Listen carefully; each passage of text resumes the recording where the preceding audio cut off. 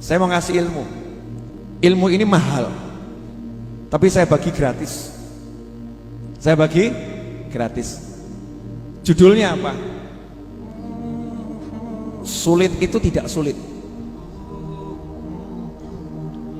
Sulit itu tidak sulit. Sulit itu sulit enggak? Enggak sulit. Sulit itu tidak sulit. Yang membuat sulit, sulit karena kita mikir. Karena kita mikir itu sulit. Paham? Jadi kalau enggak kita pikir itu sulit, maka tidak akan sulit. Kenapa enggak sulit? Saya akan jelaskan di sini dalam waktu 3 menit. Ya, 3 menit insyaallah. Setiap kali kita kena masalah, setiap kali kita didatangi kesulitan, wujudnya kesulitan itu apapun, maka harus paham yang ngirim itu Allah, yang ngasih itu Allah. Jadi yang ngirim kesulitan, yang ngasih kesulitan Allah subhanahu wa ta'ala. Makanya kalau anda menuduh orang lain buat kesulitan, menuduh orang lain menyebabkan anda celaka, berarti nggak pernah paham permainan dari takdirnya Allah subhanahu wa ta'ala. Nggak paham caranya Allah pengen mendekatkan anda kepada Allah subhanahu wa ta'ala, makanya gagal paham. Jadi kalau kita mengalami kesulitan, jangan pernah menyalahkan siapapun, karena itu bukan kesalahan siapapun. Begitu ada kesulitan, itu jalan cintanya Allah subhanahu wa ta'ala. Allah ngirimi saya kesulitan. Makanya Rasul bersabda, sesungguhnya yang paling berat ujiannya al-anbiya, tsummal amsal, tsummal amsal. Ya, para nabi dan semisalnya, para nabi dan sejenisnya. Yang ngirim kesulitan itu Allah. Jadi kalau jenengan bilang saya ini gak dapat duit gara-gara dipecat, keliru. Ya, saya ini sengsara gara-gara suami saya, keliru. Walaupun memang suaminya menyengsarakan. Ya, saya ini sengsara karena istri saya jelek, keliru. Ya, istri jelek memang menyengsarakan. Kalau orang itu suka lihat istri orang lain yang cantik.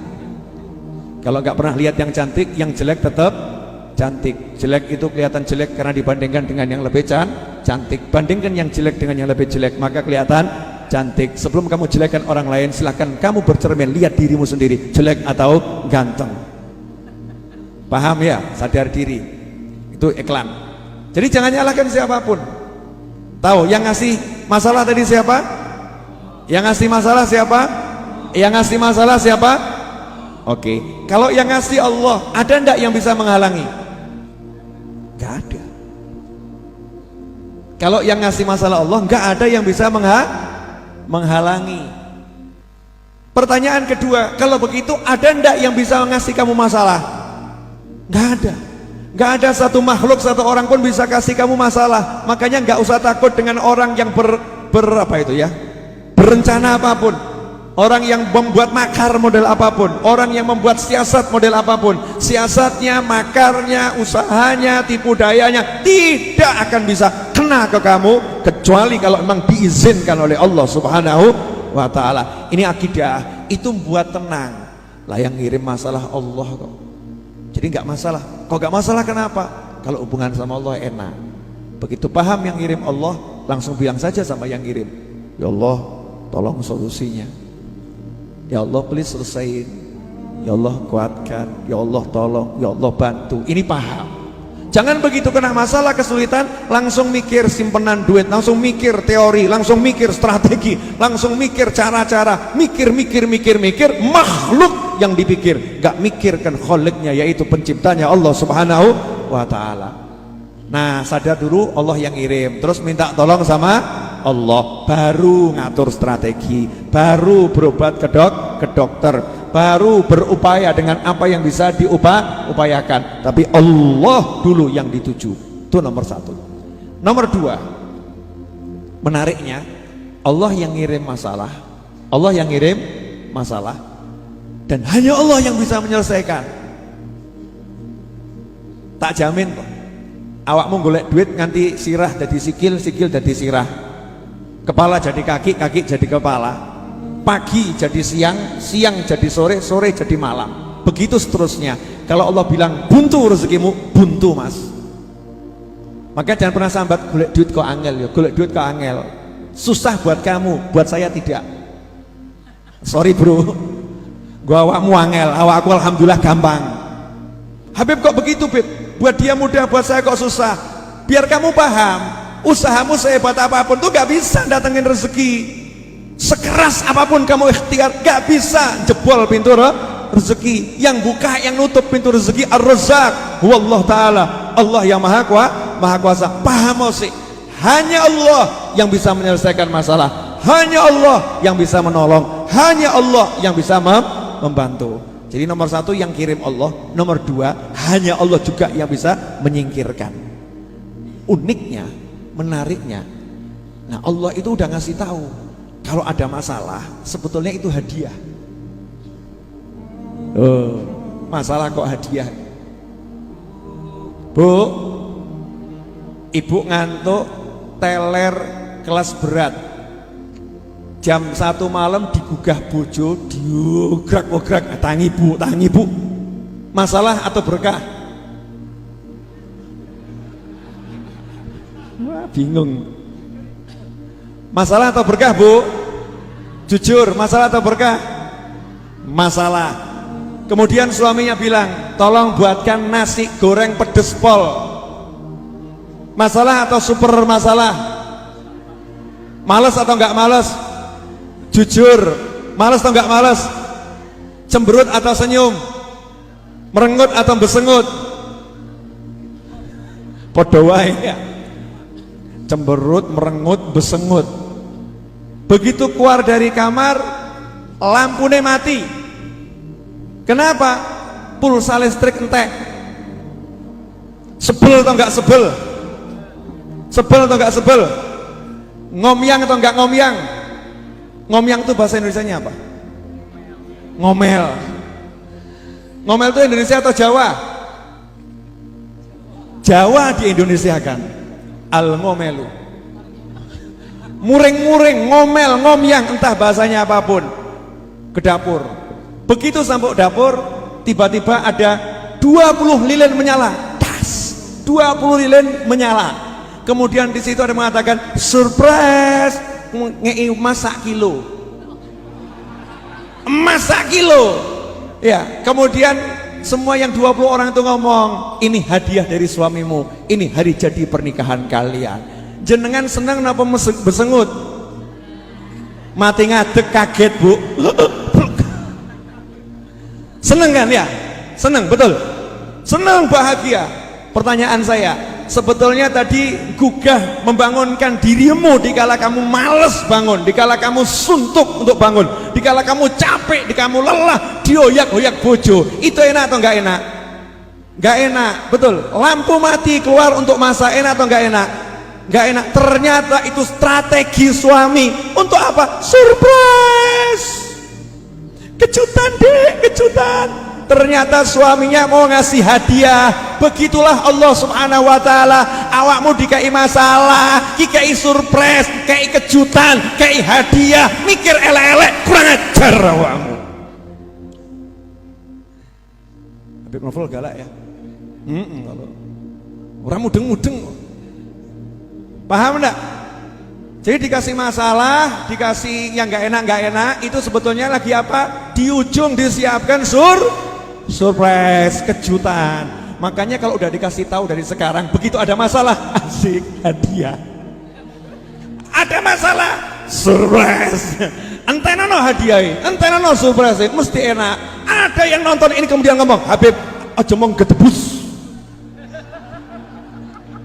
Gedebus itu bahasa apa ya? Bahasa Jawa suwe gitu ya, Jawa kuno. Gedebus. Jangan asal bicara nggak ada dalilnya. Zaman sekarang ini dolar dalil, dikasih dalil yang nggak mudeng. Ya udah nih, dalilnya simple.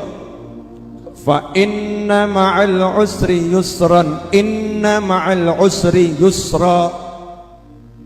Itu ayat turun ketika Kanjeng Nabi SAW lagi duduk dengan sahabat. Kemudian Nabi ngomong sama sahabat, dekatnya ada batu. Rasul bersabda, kalau ada kesulitan masuk ke dalam batu itu, maka kemudahan akan mengejar masuk ke dalam batu itu, kemudian akan mengeluarkan kesulitan itu dari batu itu. Artinya apa? Kesulitan gak pernah berlepas, nggak pernah pisah dengan yang namanya kemudahan. Maka turunlah ayat fa inna ma'al usri yusron, inna ma'al usri yusra. Kalau diterjemahkan dengan terjemahan yang benar, terjemahan menurut tafsir, sesungguhnya bersama kesulitan itu ada kemudahan, dan sesungguhnya bersama kesulitan yang tadi ada kemudahan yang lain. Artinya bersama kesulitan yang sama terdapat dua kemudahan. Kemudahan nomor satu, solving problem, menyelesaikan masalah. Kedua, kemudahan nomor dua, surprise, kejutan. Dalil berikutnya, qala Allah Ta'ala, wa may yattaqillaha yaj'al lahu makhrajan wa yarzuqhu min haitsu la yahtasib. Barang siapa bertakwa kepada Allah, pengajian, maulid, sholawatan, zikir, istighfar, ziarah kubur, birrul walidain, silaturahim, cari nafkah untuk pasangan, cari nafkah untuk anak, cari nafkah untuk orang tua, murah, senyum, sedekah, berderma dan lain sebagainya. Wa may yattaqillaha yaj'al lahu, maka dia Allah, bukan Habib Muhammad, bukan Habib Novel, bukan Habib Muhammad Syarif, bukan Gusmus, bukan Syekh Fulan, bukan Ustadz Fulan, bukan Kiai Fulan, bukan Gubernur Fulan, bukan Presiden Fulan, bukan pejabat Fulan, bukan Jenderal Fulan, bukan. Yaj'allahu Allah, Allah yang menjadikan untuknya. Sorry bro, Allah yang turun tangan. Yang turun tangan Allah, Allah yaj'allahu makhraja, Allah menjadikan untuknya, Allah menjadikan untuknya. Iling-ilingin nih loh, Allah menjadikan untuknya, Allah menjadikan untuknya. Apa yang Allah buat untuknya? Makhraja, mumet seperti apapun, masalah seperti apapun, ruwet seperti apapun, Allah yang berikan jalan keluar. Pertanyaan saya, kalau Allah yang berikan jalan keluar, ada yang bisa menghalangi? Kalau Allah yang berikan jalan keluar, ada yang bisa nutup? Kalau Allah yang berikan jalan keluar, selesai nggak masalahnya? Selesai. Yaj'allahu makhraja wa yarzuqhu min haitsu la yahtasib. Selanjutnya setelah dikasih solusi sama Allah, dikasih jalan keluar sama Allah, wa yarzuqhu, Allah kasih dia rezeki yang sifatnya surprise, kejutan. Kenapa dikatakan rezeki kejutan? Ini terjemahan murni terjemahan ala Habib Novel. Allah memberikan rezeki berupa kejutan. Kenapa kejutan? Karena nggak pernah bisa dipikir, dikira-kira nggak bisa, datang dari arah yang nggak jelas, arahnya dari mana nggak ngerti, ujuk-ujuk wono, kan namanya surprise, kejutan. Rezeki berupa kejutan dan Allah yang ngatur. Penak anteng meneng rezeki teko, wah masya Allah, nikmat. Paham nggak? Baru 1 menit. Jelas? Apa yang jelas? Oh, surprise-nya tok ini. Surprise. Jadi kalau ada masalah atau hadiah.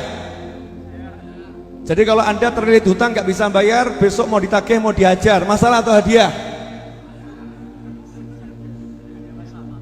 Kalau istri Anda marah-marah menuntut minta cerai, masalah atau hadiah? Kalau anak Anda teriak-teriak kemudian tidak mau sekolah, masalah atau hadiah? Kalau tiba-tiba Anda pas gak pakai helm ketemu polisi ditilang, masalah atau hadiah?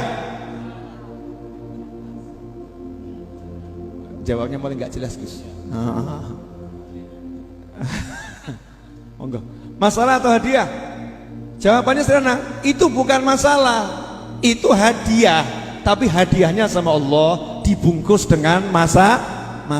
Bungkusnya masalah, dalamnya hadiah. Makanya kamu jangan lihat bungkusnya. Kadang yang namanya kekasih menyembunyikan intar berlian di balik yang namanya kertas koran, dibungkus kertas koran, ternyata dalamnya intan dan berlian. Ketika kekasih terima, apa iki? Kamu cuma kasih aku kotoran di kertas yang kotor, ya. Kemudian bungkus yang kotor, menghina, mencela, mencampakkan. Ketika dicampakkan, diambil sama kekasihnya, dikasihkan orang lain. Ini hadiah dariku. Nah, yang lain terima, masya Allah, terima kasih. Gak lihat bungkusnya, lihat yang memberi, dibuka, ternyata isinya intan berlian. Bejonya luar biasa. Nah, yang sering menyebabkan kita gagal mendapatkan karunia Allah, hadiah dari Allah. Ruwet delok bungkus, gak tau delok sengirim. Sibuk lihat bungkus, gak pernah lihat yang ngirim adalah Allah subhanahu wa ta'ala. Kalau lihat yang ngirim Allah, pasti husnudzon, pasti prasangka baik. Dalam bungkusnya ini yang ruwet, di dalamnya ada hadiah yang luar biasa. Karena itu jangan pernah ngeluh lagi kepada Habib Novel bin Muhammad Al-Idrus, karena keluhanmu saya tolak mulai hari ini.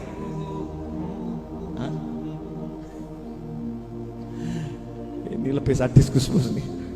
Paham semuanya? Kok jadi diem semua kenapa? Ditolak keluhannya ya. Gak usah berkeluh kesah. Udah ngaji pengajian, zikir, ya guyon guyon, makan ya makan. Masalah adalah hadiah. Habib punya masalah enggak ada, yang ada hadiah. Setiap masalah saya anggap hadiah. Makanya hidup saya penuh dengan hadiah. Ya penuh dengan hadiah. Yakin saya sama Allah Ta'ala. Rugi kalau nggak yakin sama Allah. Kalau nggak yakin sama Allah, suruh yakin sama kamu. Moh aku. Saya suruh yakin sama kamu gitu ya. Kamu yang kaya, suruh percaya kamu orang kaya. Moh aku. Suruh percaya kamu orang pintar, nggak mau. Percaya kamu orang hebat, nggak mau saya. Moh, sing pintar jadi bodoh ya iso akeh. Yang kaya tiba-tiba miskin melarat, akeh utang ya akeh. Betul. Yang kuat tiba-tiba jadi stroke, naudzubillah min dzalik, gak iso obah ya akeh. Tapi kalau Allah selalu kuat, selalu kaya, selalu hebat. Makanya ikhwani rahimakumullah, teruslah berharap, bergantung, bersandar pada Allah Ta'ala. Tinggalkan semua sandaranmu kepada selain Allah. Jelas? Dah, ojo salah terima ilmu. Ya udah, kalau begitu mulai besok jangan kerja. Berharap sama Allah. Nah, ini belajar nggak lulus nih. Yang saya omongin tadi semua sikap hatimu begitu.